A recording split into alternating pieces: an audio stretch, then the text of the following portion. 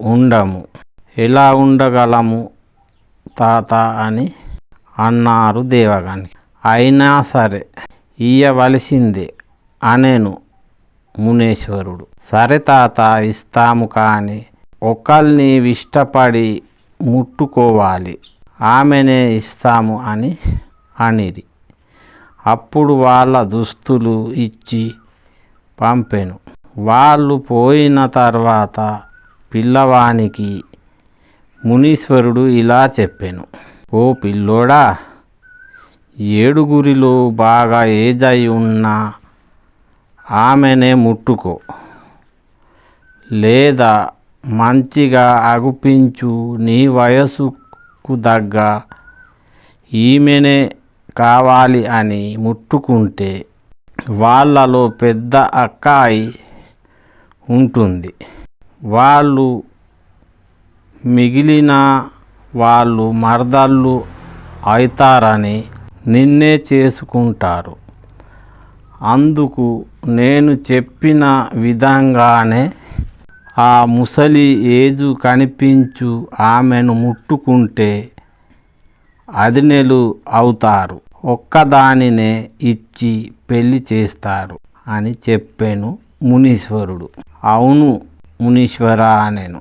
దేవకనికలు వచ్చి, తాతయ్య మేము వచ్చాము, ఆయనను ఎవరు నచ్చితే ఆమెను ముట్టుకోమను అనిరి. ఒరే పిల్లోడా, నీకు నచ్చిన ఆమెను ముట్టుకో అని చెప్పాను మునీశ్వరు. చెప్పింది మతి ఉంచుకొని బాగా ఏదైన ఆమెనే ముట్టెను. నాకు ఈమెనే కావాలి అనేను. ముసలామెను చేసుకుని ఏమి సుఖపడతావు, ఏం చేస్తావు, మేము ఇంత చక్కగా పిల్లలము ఉండగా అని ఎగతాళి చేసిరి దేవకానికలు పిల్లోని. నాకు ఈమెనే కావాలేను అనేను గొల్ల పిల్లోడు. అప్పుడు తాతయ్య ఇది నీ ఉపాయమే కదా అని మునీశ్వరుని దేవకానికలు అనిరి. వాళ్ళ చెల్లెను పెళ్లి కూతురుని చేసిరి. ఈ పిల్లోని పెళ్లి కొడుకు చేసిరి. వాళ్ళిద్దరికీ పెళ్లి చేసిరి. ఒక వారం పాటు అక్కడే ఉండెను గొల్ల పిల్లోడు. తర్వాత ఒకరోజు ఇంటికి పోదామనెను. అప్పుడు వాళ్ళు ఇలా అనిరి. ఓ మరిదిగారు, నీతో మా చెల్లె ఉంటే నీకు మాత్రం మీ మానవులతో ప్రమాదం ఉంది. మరి ఎలా అని అనేను ఆ గొల్ల పిల్లోడు. అప్పుడు వాళ్ళ చెల్లె తల వెంట్రుక తీసి వీణ కట్టి ఇచ్చిరి. నీకు ఆకలైనా త్రాగటానికి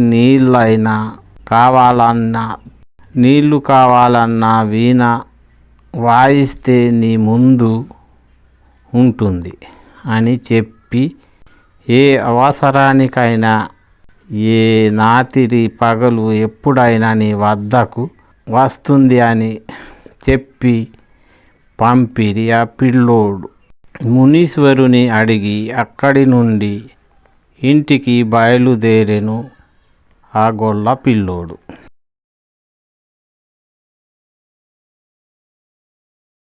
అక్కడి నుండి 1 కిలోమీటరు రాగానే వాళ్ళు చెప్పిన మాట నిజమా కాదా అని వీణ వాయించెను. అక్కడే వచ్చెను తన భార్య. అబ్బా, ఇప్పుడే పిలిచావు ఏమిటి అనెను. నాకు ఒక్కనికి దారి పొంట పోవుటకు పోబుద్ధి అయితలేదు, అందుకని పిలిచాను.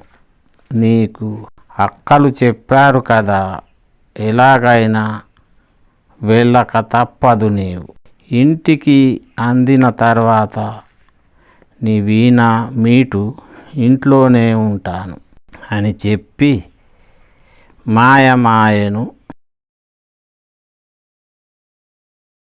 ఆయన ఇంటికి చేరగానే వీణ మీటెను. అప్పుడే వచ్చాను దేవగనిక. ఒకరోజు గొల్లపిల్లోడి భార్య ఇలా అడిగాను, ఓ ప్రాణనాథ, మనం ఊరి చివరన రాజుగారిని అడిగి ఇల్లు వేసుకుందాం అని గొల్లపిల్లోనితో రాజు దగ్గరకు పంపాను. పిల్లోడు పోయి రాజుకు నమస్కరించి, రాజుగారు, నాకు కొంచెము ఊరు చివరన జాగ కావాలి అనెను. రాజు అడిగాను, పొలము కోసము, చేని కోసము, ఏమిటికి కావాలి జాగ అనెను రాజు. నాకు పొలం చేని కోసం వద్దు, ఇంటి కోసమే కావాలి అనెను.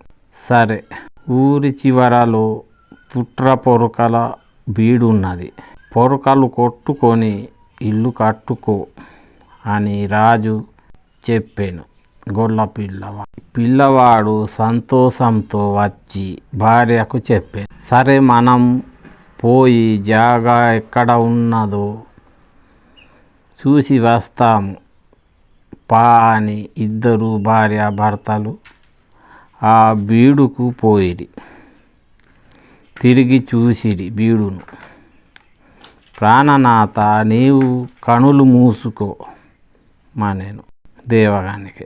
కనులు మూసి తెరుచు వరకు ఇల్లు భవంతి చేసెను. గొల్లపిల్లోడిని భార్య కన్ను తెరుచుకో మనెను. పిల్లోని భార్య కళ్ళు తెరిచి చూచు వరకు ఇల్లు భవంతి ఉంది. అరే, మనం ఎక్కడ ఉన్నాము? భూమి చూచుటకు కదా మనం వచ్చాము అడిగాడు భార్యను గొల్లపిల్లు. అవును, ఇదే భూమి, ఇదే ఇల్లు, మనదే ప్రాణేశ అన్నది పిల్లోని భార్య. మనము ఇప్పటి నుండి ఈ ఇంట్లోనే ఇక్కడే ఉందాం. నీ తల్లిని తీసుకురా, మనం ముగ్గురము ఇక్కడనే ఉందాం అనగానే పిల్లోడు పోయి తల్లిని పాత ఇంటిని నుండి కొత్త ఇంటికి తెచ్చాను. అమ్మ, ఇల్లు మనదే అని చెప్పాను. అత్త, కొడుకులు ఆనందంగా బ్రతుకుచుండిరి. ఒకరోజు మంగలివాడు కటింగ్ గడ్డం చేయడానికి గొల్లపిల్లోనింటికి వచ్చాడు. కటింగ్ చేయుచుండగా పిల్లోడి భార్య మంగలివానికి కొంచెం కనిపించింది. మంగళోడు మూర్ఛ వచ్చి పడిపోయా. కొంతసేపటికి లేచి ఏమైంది అని అడిగాడు పిల్లోడు. ఏమీ లేదు, నాకు పడిపోవు వ్యాధి ఉంది అన్నాడు. కటింగ్ గడ్డం చేసి ఇంటికి పోయి అన్నం తిని రాజు ఇంటికి పోయాడు. రాజుగారికి దండం పెట్టి ఇలా అన్నాడు, ఓహో రాజుగారు, మీ ఆవులు కాసు పిల్లోడు ఊరు చివరలో ఇల్లు భవంతి నిర్మించుకొని పెళ్లి చేసుకొని ఉన్నాడు. బాప్రే, ఆయన భార్య మాత్రం దేవతలా ఉంది. నేను కొంచెం చూడగానే మూర్ఛ పడిపోయాను. అటువంటి ఆడది మీ వద్ద ఉండాలి రాజుగారు. మీరు ఒక మాట చెప్తే మళ్ళా చేయకపోయిన రోజు గొల్లపిల్లోడుని నా మధ్యతో కోసి చంపి వాని భార్యను నీవు తీసుకో, నీ బిడ్డను నాకిచ్చి పెళ్లి చేస్తావా రాజా అనెను. మంగలి ఆయన అలాగే కానియరా. వారం తర్వాత మంగలి షేవింగ్ పోయాను. గొల్లపిల్లోని కటింగ్ చేసుకుంటూ చంపేశాను పిల్లోని. చచ్చిన తర్వాత మంగలి బిరబిర పరిగెత్తెను రాజు వద్దకు. అరే అరే, ఏమైందిరా, పరిగెత్తుక వచ్చావు అన్నాడు రాజు. వాణ్ణి చంపాను, వాని భార్యను తెచ్చుకునేవు నీవు, నీ బిడ్డను ఇచ్చేవు అని బిరబిర గొల్లపిల్లోడి ఇంటికి రాజును తోలుకోవచ్చెను. మంగలి చంపిన పిల్లోని భార్య దివ్య దృష్టితో లేపి సరసాలు ఆడుచుండిరి. రాజు రాకను చూసిన పిల్లోడు రాజుకు నమస్కరించి కాళ్ళకు నీళ్ళిచ్చి కూర్చుండబెట్టి, రాజుగారు నాకు కొంచెం చెప్పుతే నేనే వచ్చుచుంటిని కదా అని అనెను పిల్లోడు. నీవు ఇల్లు కట్టావని తెలిసి చూసిపోదామని వచ్చాను అని వెళ్ళిపోయేను రాజు. మంగలిని, అవునురా మంగలి, చంపాను అంటూ చెప్పి తీసుకువచ్చావు. ఆ పిల్లోడు అంత చక్కగా మర్యాదలు చేసి మాట్లాడుచు పంపెను అని తిట్టి పంపెను మంగలిని. కుట్రా మంగలి మళ్ళీ కొన్ని రోజులకు రాజుతో ఇలా చెప్పాను. రాజా, మన చెరువులో నీళ్లు పడలేదు, చెరువు గండి ఆగుతలేదు. అందుకని ఆ పిల్లోని పిలిచి రాజు ఇలా చెప్పుమానేను. చెరువులో నీళ్లు నిండాలి, చెరువు గండి మూయాలి, లేకపోతే నిన్ను కొరితిన వేసి చంపేస్తా అని గొల్ల పిల్లోనికి చెప్పి బెదిరించి వార్నింగ్ ఇచ్చి పంపాను. చెప్పిన మాటలు రాజు ఆ గొల్ల పిల్లోని పిలిచి మంగలి చెప్పిన విధంగానే చెప్పి పంపెను రాజు. పిల్లోడు ఇంటికి వచ్చి, ఇన్ని ఏండ్ల నుండి రాజా చేయలేదు, నేను చేయగలనని నేను చనిపోవుట నిజము. ఇంట్లో ఒక మూలన మంచమేసి పండుకునేను. పిల్లోని భార్య ఎంత లేపినా లేవకుండానే ఉండెను. అయినా ఆమె రాజు ఏమైనా అన్నాడా లేదా, ఊరి వాళ్ళు ఏమైనా అన్నారా, ఎందుకు ఇలా పన్నావు అని దీనంగా అడగసాగేను పిల్లోని భార్య. అప్పుడు అవును రాజు గారే, ఇలా చేయకపోతే చంపుతా అనెను అని ఏడుస్తూ చెప్పాను భార్యకు. ఇంతేనా, అయితే చెరువు గండిని మూస్తున్నావు, చెరువులో నీళ్లు నింపుతున్నావు, చెరువులో రేవున చాకలి వాళ్ళు ఉంటున్నారు, నీళ్ళ రేవున ఆడవాళ్ళు నీళ్లు మోస్తున్నారు. ఏ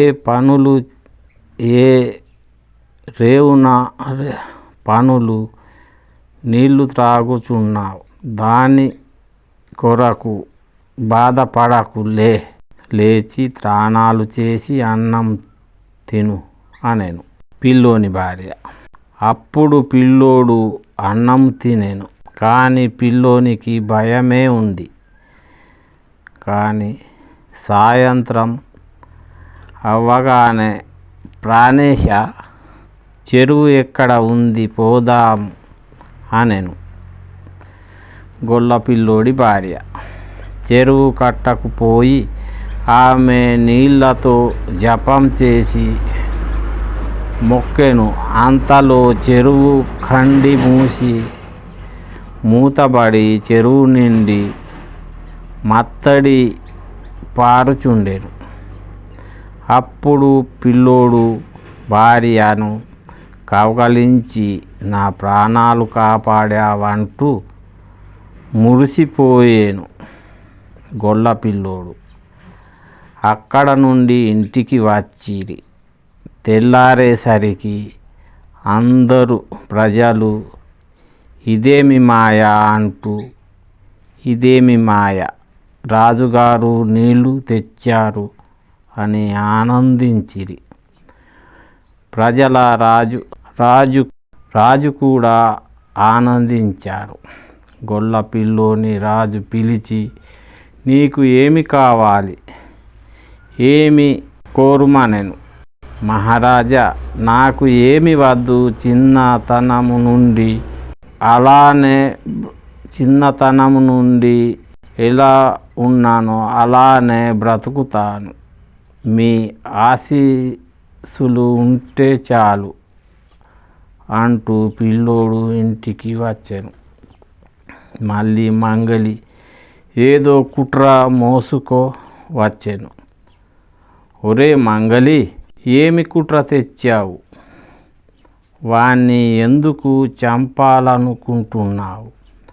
నేను చేయలేని పనులు చేశాడు, అంత మంచి వాణ్ణి ఎందుకు చంపేయమంటున్నావు? ఇప్పుడు పిల్లోని చంపుమంటే నిన్నే చంపుతారా మంగలి? నీ కుట్రబుద్ధులు విడిచి ఏమైనా మంచి పనులుంటే చెప్పు, లేదంటే మంచి పనులు మంచి మాటలు నేర్చుకో అని బెదిరించి మంగలిని గొల్లపిల్లోని రాజు పిలిచి, నీవు నా స్నేహితుడిగా ఉండుమని రాజు గొల్లపిల్లోనికి మర్యాదలు చేసి పంపాను.